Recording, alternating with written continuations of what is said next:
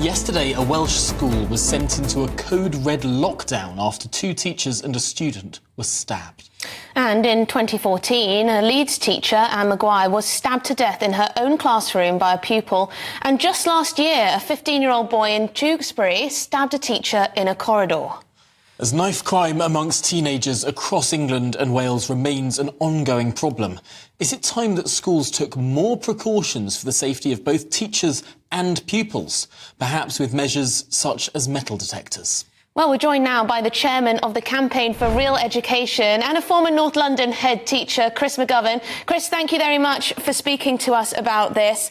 Can you speak of any experience of your own when you were a head teacher? Was there any violence in the school coming from pupils aimed at teachers, and how was that dealt with if it did happen? Well, fortunately, I was in a school rated outstanding and very popular. We didn't have any serious problems. It wasn't a particularly harsh school. In many ways, it's quite a liberal school, but the children knew there was a red line which you didn't cross, and the teaching was good. I generally find that schools where there are problems of ill discipline, those problems derive in part from poor teaching.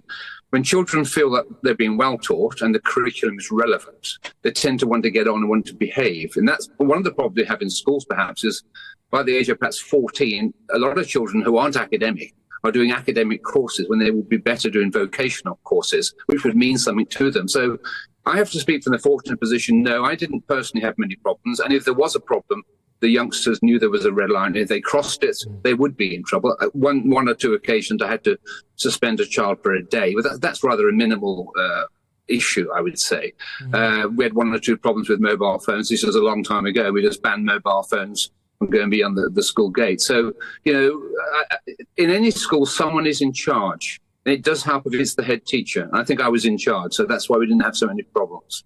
And yet, Chris, there's a big movement at the moment, from local authority to local authority. There's a big movement among some education activists against excluding pupils. And from what I've read, it seems to be that a very, very small proportion of pupils in a class or in a school can cause a huge degree of disruption. It's like it's sort of almost the Pareto principle. A very small proportion of people causing a big proportion of the issues.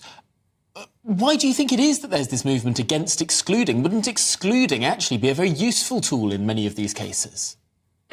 Absolutely would, and is absolutely necessary in many cases. We have seen a slight increase in exclusions. I've sat on local authority exclusion panels, and believe me, it's very difficult to get a child excluded. And so when we talk about a slight increase in exclusions these days, actually, it's the tip of the iceberg, really. There are a lot of problems in schools. And though I personally didn't have enormous problems, across the country, there are clearly problems of discipline. And there is a reluctance to exclude pupils. But you're absolutely right. 1 or 2 disruptive pupils can ruin the life, the future of a large number of children.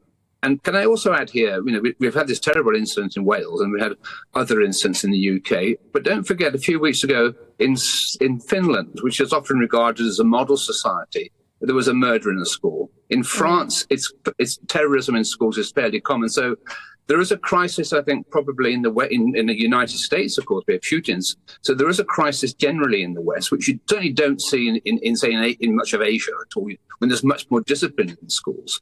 But we have a problem here. We shouldn't brush it under the carpet. It does exist, and it is growing, and parents are right to feel concerned. But for many children, and I've worked with some children from very deprived backgrounds and still do, the school is the one safe place in their lives. They go to school to get away from trouble. Unfortunately, occasionally these days, some of the trouble on the streets does spill over into the schools.